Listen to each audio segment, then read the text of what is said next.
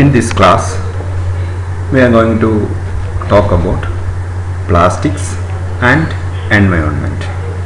In last topics, we studied about the different type of plastic and the uses of plastic and what are the characteristic features of plastics and how the different type of plastics are forming, polymers are there.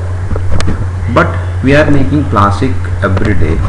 A lot of plastics are produced in our environment, and after use we used to throw this plastic to our environment itself. It is on towards our rivers, land, or in when you are burning it, it will go as the fumes as in the air.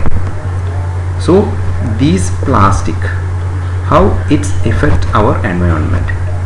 ഈ plastic എങ്ങനെയാണ് നമ്മുടെ എൻവയോൺമെൻറ്റിനെ affect ചെയ്യുന്നത് എന്നാണ് ഈ ടോപ്പിക്കിൽ നമ്മൾ പഠിക്കാൻ പോകുന്നത്. അതിന് ഫസ്റ്റ് പാർട്ടായിട്ട് നമുക്ക് പഠിക്കേണ്ട രണ്ട് വാക്കുകളാണ് biodegradable and non biodegradable materials. നമ്മൾ I think we have already discussed these words in class 7. What is biodegradable material and what is non-biodegradable material? The materials which can be decomposed by microorganism and made into humus or the part of the soil is called as biodegradable material. ഏതെങ്കിലും ഒരു മെറ്റീരിയലിനെ micro ഓർഗാനിസത്തിനെ അതിൽ വളർന്നിട്ട് അതിനെ decompose ചെയ്തിട്ട് ആ മെറ്റീരിയലിനെ മണ്ണിൻ്റെ പാർട്ടായിട്ട് മാറ്റാൻ കഴിയുമെങ്കിൽ അതിനെ ബയോഡീഗ്രേഡബിൾ മെറ്റീരിയൽ എന്ന് വിളിക്കുന്നു.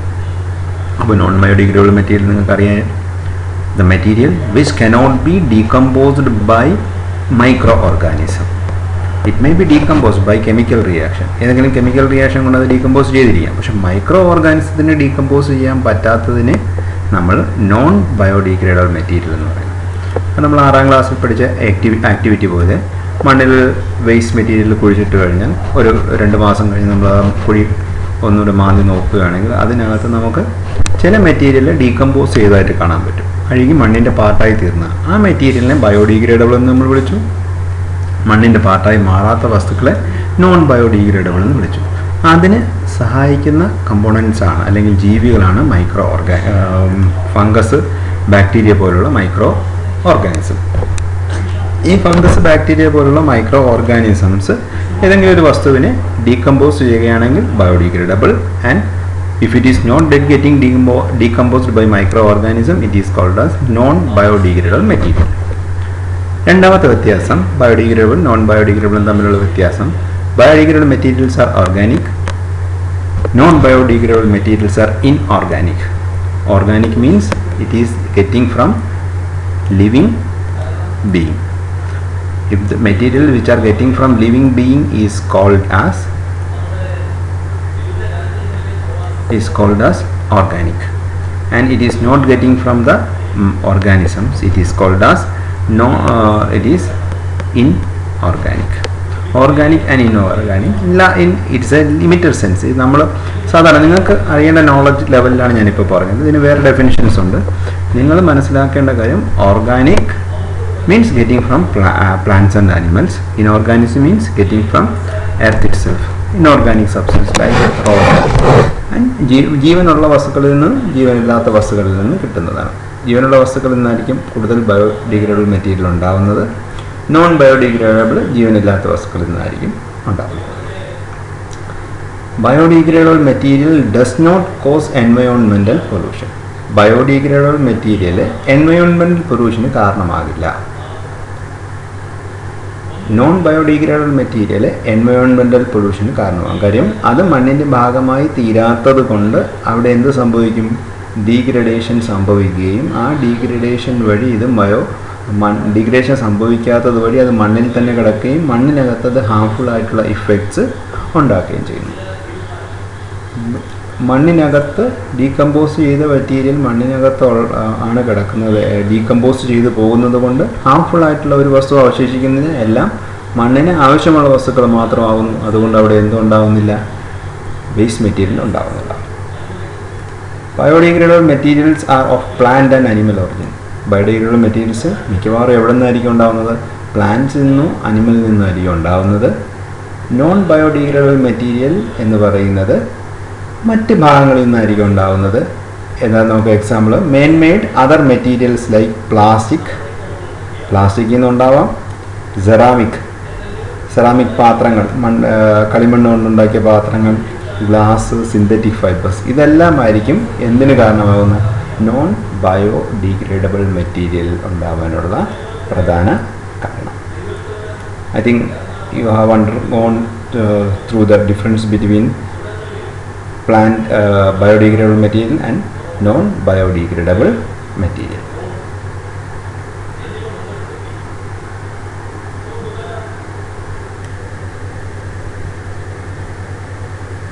Here it is a chart given for the approximate time taken for the decomposition of certain material. ഏകദേശം സമയം എത്ര ആഴ്ച വേണമെന്നും ഒരു വസ്തു ഡീകമ്പോസ് ചെയ്യാനായിട്ട് നിങ്ങളുടെ ടെക്സ്റ്റ് ബുക്കിൽ ഇതേ ചാർട്ടുണ്ട്. പീൽ ഓഫ് വെജിറ്റബിൾ ഉണ്ട് 2 week, biodegradable, it can be micro ഓർഗാനിസിനെ എന്ത് ചെയ്യാൻ പറ്റും, മണ്ണിൻ്റെ ഭാഗമാക്കി മാറ്റാൻ പറ്റും.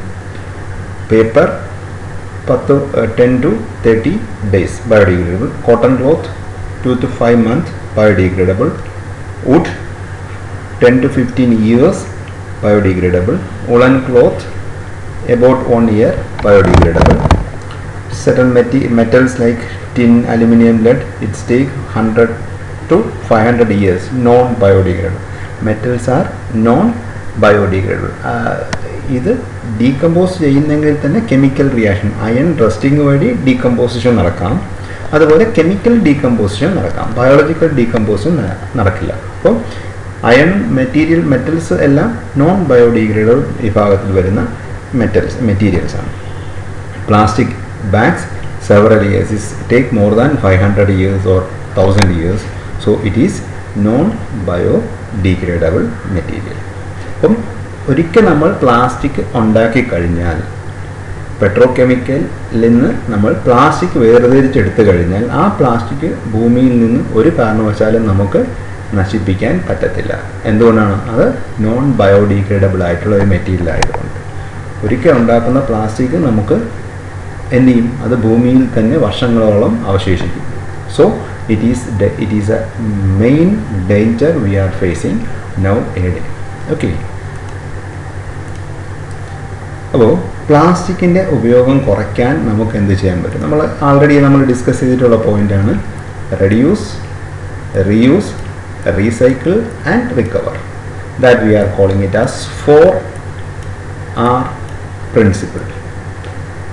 കഴിഞ്ഞ വർഷം നമ്മൾ പഠിച്ചിട്ടുള്ളതാണ് 4R പ്രിൻസിപ്പിൾസ്.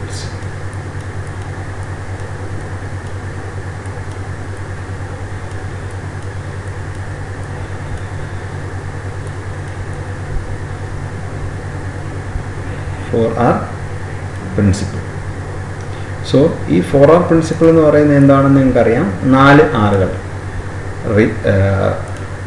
റെഡ്യൂസ്, റീയൂസ്,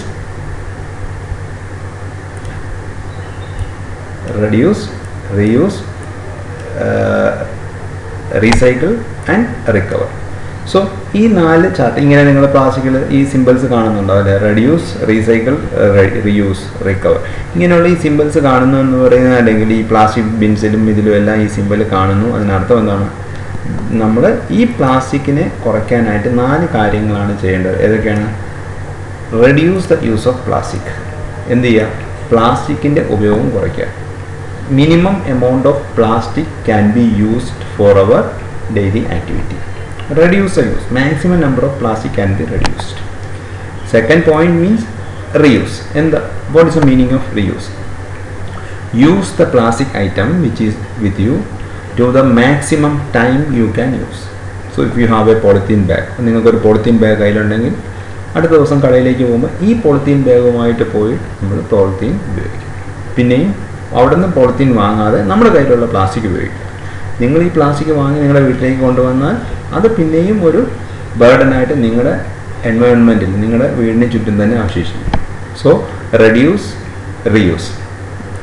മൂന്നാമത്തെ പോയിന്റ് എന്ന് പറയുന്നത് നമ്മൾ നേരത്തെ പഠിച്ചു തെർമോപ്ലാസ്റ്റിക്കും തെർമോസെറ്റിംഗ് പ്ലാസ്റ്റിക്കും പഠിച്ചു. അതിനകത്ത് തെർമോ പ്ലാസ്റ്റിക്കുകൾ റീസൈക്കിൾ ചെയ്യാൻ പറ്റും, തെർമോസെറ്റിംഗ് പ്ലാസ്റ്റിക്കുകൾ റീസൈക്കിൾ ചെയ്യാൻ പറ്റില്ല എന്ന് ഞാൻ അവിടെ പറഞ്ഞു. അപ്പോൾ ഇങ്ങനെ റീസൈക്കിൾ ചെയ്യാൻ പറ്റുന്ന തരം പ്ലാസ്റ്റിക്കുകളെ റീസൈക്ലിങ്ങിന് വേണ്ടി തിരിച്ച് ഫാക്ടറിയിലേക്ക് അയച്ച് ആ യൂസ്ഡ് പ്ലാസ്റ്റിക്കിൽ നിന്ന് പുതിയ പ്ലാസ്റ്റിക് ഉണ്ടാകുന്ന മെത്തേഡിനെയാണ് റീസൈക്ലിംഗ് ഓഫ് പ്ലാസ്റ്റിക് എന്ന് പറയുന്നത്. The process of making new plastic from used plastic. ഉപയോഗിച്ച് കഴിഞ്ഞ യൂസ്ഡ് പ്ലാസ്റ്റിക്കിൽ നിന്ന് എന്തുണ്ടാക്കുന്നു? ന്യൂ പ്ലാസ്റ്റിക് ഉണ്ടാക്കുന്നു. അപ്പോൾ നമുക്ക് പെട്രോ കെമിക്കലിൽ നിന്ന് പുതിയ പ്ലാസ്റ്റിക് ഉണ്ടാകേണ്ട ആവശ്യമുണ്ടോ? പെട്രോ കെമിക്കലിൽ നിന്ന് പുതിയ പ്ലാസ്റ്റിക് ഉണ്ടാക്കേണ്ട ആവശ്യമില്ല. നമ്മൾ ആൾറെഡി ഉണ്ടാക്കിയ പ്ലാസ്റ്റിക്കിൽ നിന്ന് പിന്നെയും പുതിയ പ്ലാസ്റ്റിക് ഉണ്ടാക്കുന്നു. അപ്പം പെട്രോ കെമിക്കലായിട്ട് തന്നെ ഇരിക്കും, അതൊരിക്കലും പ്ലാസ്റ്റിക്കായിട്ട് മാറില്ല. പ്ലാസ്റ്റിക്കായിട്ട് മാറിയാലാണ് അത് നമ്മുടെ എൻവയോൺമെൻറ്റിന് പ്രോബ്ലം ഉണ്ടാക്കുന്നത്. And the fourth point, recover the plastic. റിക്കവറിന് പല അർത്ഥങ്ങൾ പറയുന്നുണ്ട്. Recovering the plastic which are thrown in your environment. നമ്മുടെ എൻവയോൺമെൻറ്റിന് ചുറ്റുമിറങ്ങിയ പ്ലാസ്റ്റിക്കുകൾ എല്ലാത്തിനെയും നമ്മൾ റീകളക്ട് ചെയ്യുക, അല്ലെങ്കിൽ ഈ റീകളക്ട് ചെയ്ത പ്ലാസ്റ്റിക്കിൽ നിന്ന് ഏതെങ്കിലും പുതിയ വാല്യൂ ആഡഡ് സബ്സ്റ്റൻസ് ഉണ്ടാക്കുക, വിലയുള്ള വസ്തുക്കൾ ഉണ്ടാകുക. പഴയ പ്ലാസ്റ്റിക് ഐറ്റത്തിൽ നിന്ന് നമുക്ക് എന്തെങ്കിലും പുതിയ ഓർണമെൻറ്റ്സ് ആയിട്ടോ അല്ലെങ്കിൽ പുതിയ ബോട്ടിൽ ആർട്ടായിട്ടോ പുതിയ എന്തെങ്കിലും അതിനകത്ത് പുതിയ രൂപത്തിലുള്ള എനർജി ഉണ്ടാക്കാനോ എന്തെങ്കിലുമുള്ള പുതിയ മെത്തേഡ്സ് കണ്ടുപിടിക്കുക എന്നുള്ളതാണ് ഈ ഉപയോഗശൂന്യമായ പ്ലാസ്റ്റിക്കിൽ നിന്ന് വാല്യൂ ഉള്ള എന്തെങ്കിലും പുതിയ മെറ്റീരിയൽ ഉണ്ടാക്കിയെടുക്കുക എന്നുള്ളതാണ് റിക്കവർ എന്നുള്ള വാക്കുകൊണ്ട് അർത്ഥമാക്കുന്നത്. സോ ഈ 4 പോയിന്റ് 4R പ്രിൻസിപ്പിൾ എപ്പോഴും ഓർക്കുക. 4R principle is to reduce the use of plastic in our environment. Okay, this point already we discussed: reduce, reuse, recycle, recover, or recovering energy from the waste or valuable article from the, and safe disposal of waste in the landfill. We have to deposit safely. Don't deposit everywhere, deposit on a landfill only. ഇതാണ് അഞ്ചാമത്തെ ഒരു നമുക്ക് എന്ന് പറയുന്ന landfill എന്ന് പറയുന്ന ഒരു word കൊണ്ട് നമുക്ക് ചെയ്യാൻ കഴിയുന്ന ഒരു കാര്യം. ഇതൊരു this chart again given for the decomposition of different material. Here you can see plastic bag 200 to 1000 years. Okay, you can see this. Okay, this we can reduce a carbon footprint. When we are living in the environment, these plastic contain carbon. Main part of the plastic or the petroleum chemical is carbon. If you are throwing this, carbon will remain as such in the environment. So we can reduce the carbon footprint by reducing the petrol, diesel or other petroleum products and the synthetic fiber and these plastic objects. How to reduce plastic? Use paper bag, use cloth bag, use paper for wiping by reusing paper or recycling by using plastic or recycling plastic. Plastic environmental pollution. Water pollution, it causes water pollution, it causes land pollution.